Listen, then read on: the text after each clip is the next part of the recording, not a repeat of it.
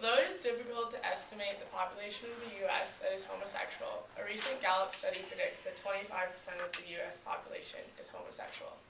In research done by Live Science, they predict that about one-third of teenagers who commit suicide are homosexuals. Homosexuality in the U.S. is constantly changing, and today, more and more people are coming out of the closet. But more and more people are also are taking drastic and harsh measures to try to maintain the traditional roles of men and women in the U.S.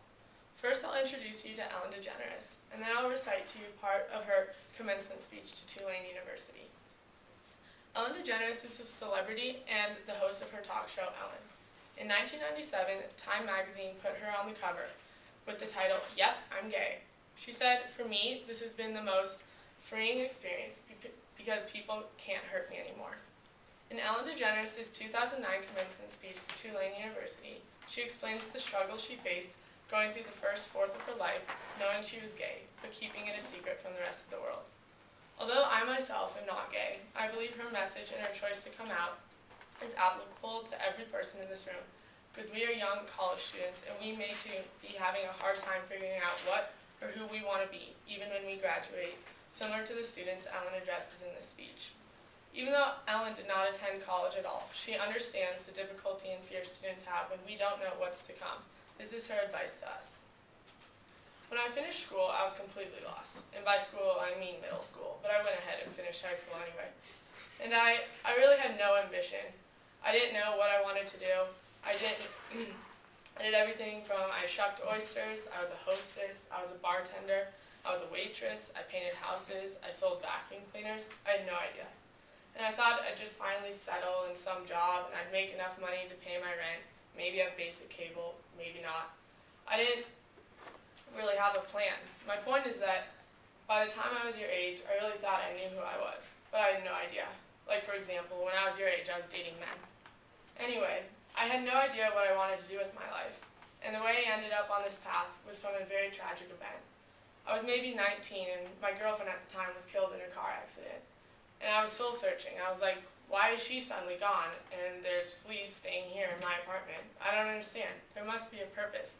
And wouldn't it be so convenient if we could all pick up the phone and call God and ask these questions? And I started writing, and what poured out of me was an imaginary conversation with God, which was one-sided. And I finished writing it, and I looked at it, and I said to myself, and I hadn't even been doing stand-up ever. There was no club in town. I said, I'm going to do this on the Tonight Show. And with Johnny Carson, and I'm going to be the first woman in the history of the show to be called over to sit down. And several years later, I was the first woman in the history of the show, and only woman in the history of the show, to sit down because of that phone conversation with God that I wrote. And I started this path of stand-up, and it was successful and it was great, but it was hard because I was trying to please everybody, and I had this secret that I was keeping, that I was gay. And I thought if people found out, they wouldn't like me, they wouldn't laugh at me. Then my career turned into, I got my own sitcom, and that was very successful, another level of success. And I thought, what if they find out I'm gay? Then they'll never watch. I finally decided that I was living with so much shame and so much fear that I just couldn't live that way anymore. And I decided to come out and make it creative, and my character would come out at the same time. And it wasn't to make a political statement, and it wasn't to do anything other than free myself from this heaviness that I was carrying around, and I just wanted to be honest. And I thought, what's the worst that could happen? I can lose my career. I did. I lost my career. The show was canceled after 6 years without even telling me. I read it in the paper. The phone didn't ring for 3 years. I had no offers. Nobody wanted to touch me at all. And yet I was getting letters from kids that almost committed suicide but didn't because of what I did. And I realized that I had a purpose. Really, when I look back on it, I wouldn't change a thing. I mean, it was so important for me to lose everything because I found out what the most important thing is to be true to yourself. Ultimately, that's what's gotten me to this place. I don't live in fear. I'm free. I have no secrets, and I know I'll always be okay because no matter what, I know who I am. So in conclusion, when I was younger, I thought success was something different. I thought when I grow up, I want to be famous. I want to be a star. I want to be in movies. When I grow up, I want to see the world, drive nice cars, want to have groupies, to quote the Pussycat Dolls. But my idea of success is different today, and as you grow, you'll realize the definition of success changes. For many of you today, success is being able to hold down 20 shots of tequila.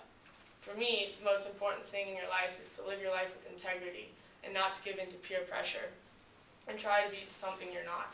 To live your life as an honest and compassionate person, to contribute in some way. So to conclude my conclusion, follow your passion, stay true to yourself, never follow someone else's path.